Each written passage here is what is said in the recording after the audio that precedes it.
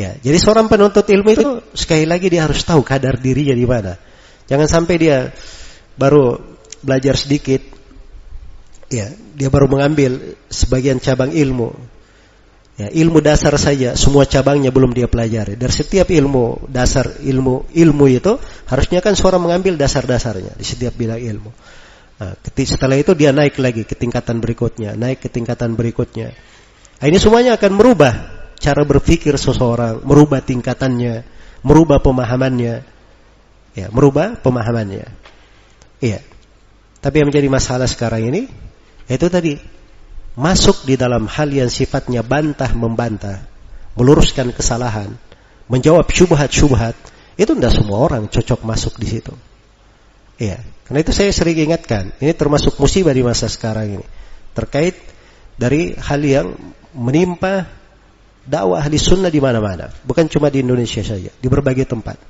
Masuknya orang-orang yang harusnya harus belajar lebih banyak lagi.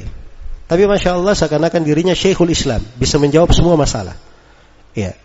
Kalau ada hal, ambil kamera, dia pasang, dia jawab syubhat. Ini jawab begini. Dan jawabannya membuat ruwet masalah. Ya, membuat apa? Masalah semakin ruwet. Ini namanya keluar dari jalur ilmu. Dan ini tidak benar cara yang seperti ini. Harus diingatkan, itu merusak dalam ilmu. Selain daripada merusak akal manusia, merusak kondisi, fatwanya tidak tepat, cara menjawabnya tidak pas. Ya, dia sendiri sudah berbuat zalim untuk dirinya. Berbuat zalim untuk apa? Dirinya. Baik. Nah, itu kalau kita khususnya di Saudi Arabia ya, itu terlihat sekali tertata. Ya. Ilmu itu. Tertata ilmu tersebut. Saya pernah hadir di satu majelis di guru kami Syekh Yahya Al-Mudarris hafizahullah. Ya, wasyafah. Kenal ya Syekh Yahya Al-Mudarris. Beliau ini gurunya Syekh Mukbil. Ya, termasuk orang yang paling lama mengajar di mana? Di Masjidil Haram. Ya, di satu pelajaran di Sahih Muslim, setelah pelajaran saya datang ke depan. Ya. Saya bertanya, tapi kalimat saya bertanya terlalu umum. Saya bilang, "Ya Syekh, saya ada pertanyaan." Kata Syekh, "Kalau mau bertanya, tempatnya di sana." Dia tunjuk, itu fatwa di sana, tempat bertanya. Kalau di sini saya cuma mengajar. Hah? Jawaban beliau itu membuat saya tercengang. Akhirnya saya nggak melanjutkan mau bertanya. Bisa saya berkata, saya mau bertanya terkait dengan pelajaran. Padahal tadinya saya mau bertanya tentang sebagian hal terkait dengan ilmu rawi di Sahih Muslim yang kita baca. Tapi itu pelajaran yang besar.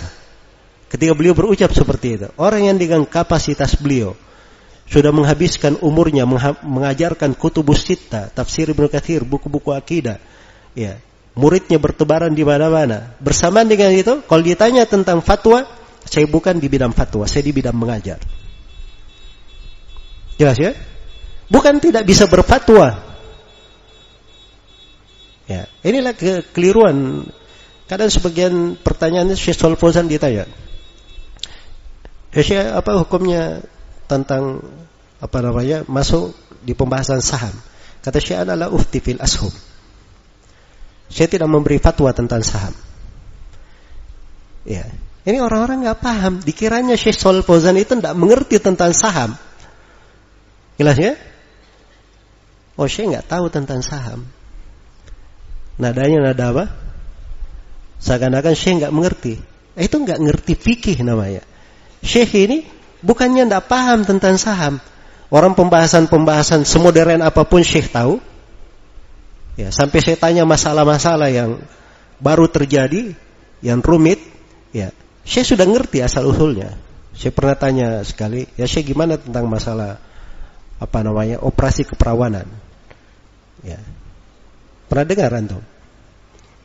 Ya, saya waktu itu Syekh bilang itu gish, tidak boleh, itu menipu, kata Syekh.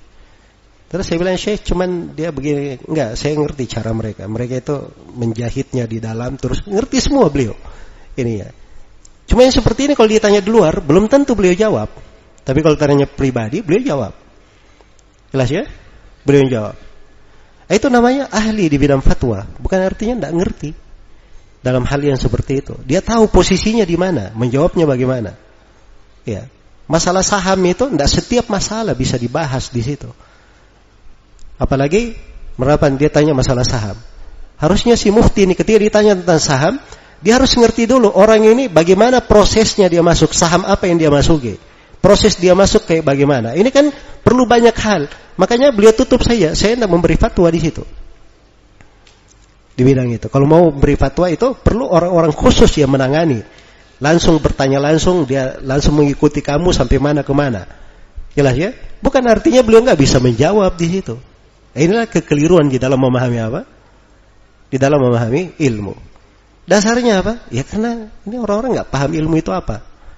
Jadi dikiranya si alim ketika berkata saya tidak tahu, atau ini saya nggak jawab dalam masalah ini, atau masalah ini bukan wewenang saya untuk menjawab, dipikirnya si alim ini tidak apa? Tidak mengerti masalah tersebut. Ini diantara kekeliruan karena nggak mengerti tingkatan-tingkatan apa? Tingkatan-tingkatan ilmu. Baik. Jadi maksudnya ilmu itu berjenjang dan bertingkat, berderajat.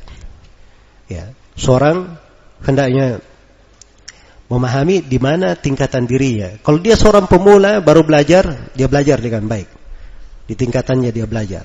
Nanti kalau dia sudah naik, dia naik ke dalam hal yang berikutnya. Iya.